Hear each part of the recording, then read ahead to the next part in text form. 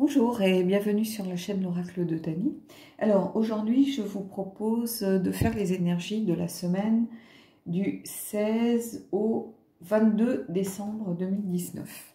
Alors pour ça j'ai pris le Wisdom of the House of Night, Oracle de Pesticast, et j'ai pris le Steampunk Tarot de Barbara Moore, histoire de changer un petit peu. Donc on va déjà tirer une carte avec le... Ah, j'ai une de tombée, donc on va voir. Je la pose. Et regardez, on a cette très belle carte du succès. Congratulations. C'est-à-dire que vous allez être dans des énergies vraiment de succès, de réussite, de choses positives qui vont arriver.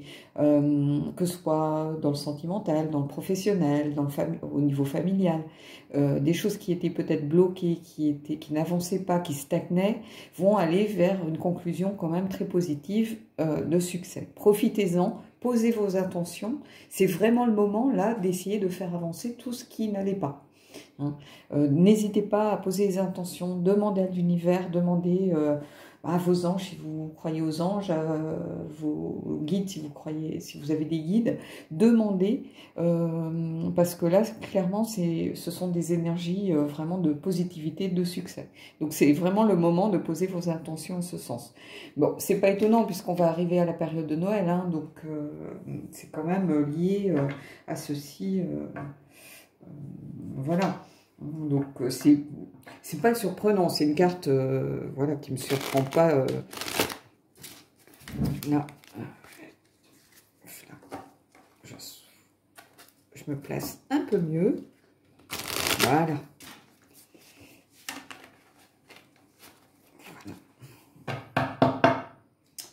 Alors, je vais couper. On va regarder la coupe. On a la reine d'épée. Je vais la poser là. Je vais étaler mes cartes. Alors, elles glissent, hein, donc c'est pour ça qu'elles ne sont pas faciles. Je préfère les étaler pour le coup, parce que si j'essaye d'en faire tomber en les mélangeant, elles vont tomber en paquet. Donc, on va faire ça.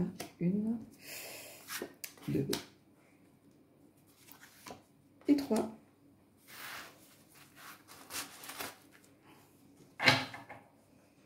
Alors, donc, voilà, on va regarder déjà la reine d'épée. Alors, la reine d'épée, c'est quelqu'un de perspicace, c'est quelqu'un qui réfléchit beaucoup, c'est quelqu'un qui regarde la vérité en face et qui s'attend surtout à ce que les gens autour d'elle en fassent autant. Donc, vous n'allez pas pouvoir la tromper, la reine d'épée, en fait. Hein. Elle va voir clair dans votre jeu. Vous voyez, j'essaie d'approcher sans qu'il y ait trop de reflets. Est-ce que le focus va se faire? C'est un peu compliqué parce que j'ai pas beaucoup de lumière, donc j'ai pas l'impression de focus. Voilà.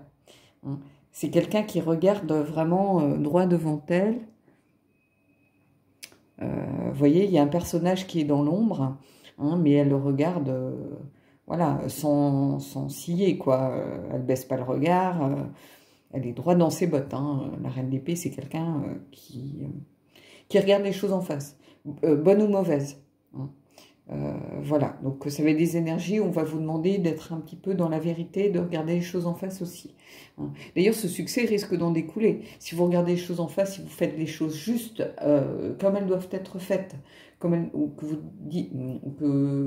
en communication, c'est pareil, que vos paroles soient justes, honnêtes, comme la reine d'épée, en fait, là, vous aurez du succès. Si vous essayez de louvoyer, d'être dans le mensonge, des demi-vérités, ça va être plus compliqué. Alors, ici, qu'est-ce qu'on a? Ici, on a la justice. Alors, là, j'ai envie de vous dire la vérité avant tout. Hein. Parce que la justice, c'est aussi ça. Hein, c'est trouver l'équilibre. Hein, mais c'est regarder les vérités en face, c'est-à-dire que vos actions passées, votre présent découle de vos actions passées et votre futur va découler de vos actions présentes. La justice, c'est ça, c'est équilibrer les deux plateaux de la balance, trouver le juste milieu et surtout regarder pareil à nouveau les choses en face. hein. Donc, cette justice, on dit la justice est aveugle, mais non, la justice, elle vous regarde droit dans les yeux, en fait. Hein. Regardez ce personnage. Elle baisse pas les yeux non plus, hein. Elle est comme la reine d'épée. La reine d'épée, elle regarde le personnage qui est dans l'ombre, qui lui tend la main, ou qui lui tient la main. Elle regarde droit devant elle. Là, la justice, c'est pareil. Elle regarde droit devant elle aussi. Elle vous regarde droit dans les yeux. Donc, en fait, là, c'est un peu criant de vérité quand même. Hein. Qu'est-ce qu'on a ici? La grande prêtresse. Allez, on continue. Parce que la grande prêtresse, c'est aller chercher ce qui est caché derrière le voile. Donc, j'ai envie de vous dire... Comment vous dire? Là, les cartes, je ne sais pas ce qu'on va avoir. Le roi d'épée, peut-être. Écoutez, la grande prêtresse, elle est là pour... Bon, elle a une part d'enseignement, elle a une part d'ordre établi, mais elle est aussi là pour dévoiler les choses cachées. Donc, écoutez, je ne sais pas trop quoi dire là, face à ce tirage. Vous avez vu, j'ai tiré les cartes devant vous. Donc, bon, on va prendre l'autre carte, on va voir ce que ça nous dit, parce que j'ai trop hâte de savoir. Et là, le 3 d'épée. Donc, bon. Alors, le 3 d'épée. Qu'est-ce qu'il nous dit ici? J'ai presque envie de regarder exceptionnellement. Je ne le fais pas souvent, mais le 3 d'épée ici, j'ai l'impression que c'est un peu... ce qui vient un peu enrayer la machinerie. Vous voyez, elles sont plantées, elles empêchent les rouages de tourner comme il faut. Je suis curieuse de savoir ce que nous dit le guidebook, en fait, ici. Vous m'excuserez, normalement, c'est pas très professionnel ce que je suis en train de faire, mais j'ai vraiment envie de savoir ce que ça nous dit.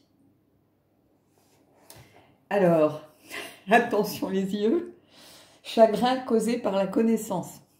Donc, c'est quoi la connaissance? C'est encore un petit peu la vérité, hein. Alors, on vous dit, les mots peuvent construire des ponts, créer des connexions et nourrir les relations. Cependant, faire attention à la communication. On peut facilement blesser avec les mots. On peut aussi faire de grandes choses avec les mots. Et tout ça prend du temps et demande des compétences.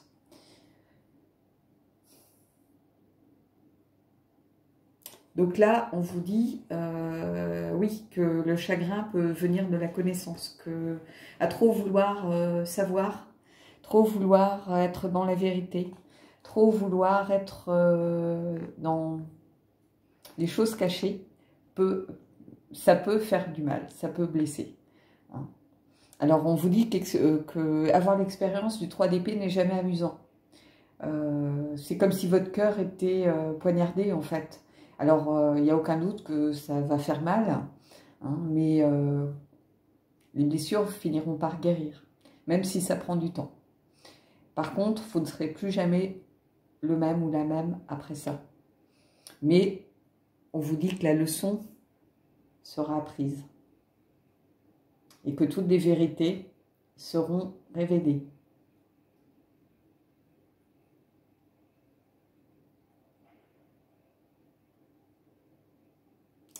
Voilà. Alors, je vous laisse méditer là-dessus. J'ai envie de vous montrer, hein, quand même, pour ceux qui lisent l'anglais. Est-ce que vous allez voir? Voilà, ça va être...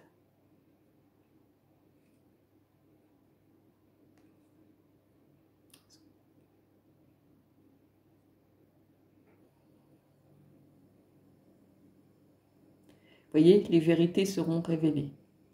Donc, là, le thème du tirage, c'est pas souvent, mais bon, je vous l'ai expliqué dans des tirages précédents, il y a quelque chose qui a changé, en fait, depuis un moment. Là, vous voyez ce tirage, il y a un thème, en fait, qui ressort. Le thème de la vérité. Regardez les vérités en face. Que toute vérité n'est pas forcément bonne à dire, ni bonne à apprendre, mais qu'il faut en tirer des leçons malgré tout. Et grâce à ça, vous irez vers une meilleure compréhension, vous irez vers le succès. Parce que n'oubliez pas cette carte non plus du succès qui est là, qui est présente, hein, qui n'est pas à prendre à la légère non plus. Hein, ça a été la première carte que l'on a tirée. Et ce succès, il va pouvoir se mettre en place, peut-être en cherchant la vérité, en n'ayant pas peur de l'affronter, en regardant les choses en face comme elles doivent être regardées, en disant les choses comme elles doivent être dites. Et oui, ça peut blesser, oui, ça peut faire mal, oui, ça peut être difficile, mais c'est encore une leçon que la vie vous donne. Et c'est encore une façon d'apprendre, c'est encore un enseignement hein, qu'on retrouve avec ce 3, mais aussi avec la grande prêtresse. Hein, n'oubliez pas, elle enseigne, hein, elle est souvent présentée avec un livre, hein, c'est un peu le mystère révélé, ce qui se cache derrière le voile. Donc, est-ce que ça parle peut-être d'une relation triangulaire, où là, on vous dit, voilà, vous allez peut-être apprendre des choses qui ne font pas plaisir, hein, mais ça sera pour quelque chose de positif de toute façon derrière. En tout cas, la vérité est au cœur de cette semaine, hein. Gardez ça en tête tout simplement. Alors chacun y verra midi à sa porte. Hein. Ça peut être évidemment du sentimental avec une triangulaire, avec quelque chose qui va vous être révélé ou quelque chose qui va où les masques vont tomber peut-être. Hein. Ça peut être au niveau de la famille, peut-être certaines vérités du passé qui vont faire surface, qui vont peut-être faire que certaines choses vont s'expliquer, certaines choses que vous ne compreniez peut-être pas auparavant vont s'expliquer, ou les rouages que l'on a ici vont peut-être finir par s'imbriquer.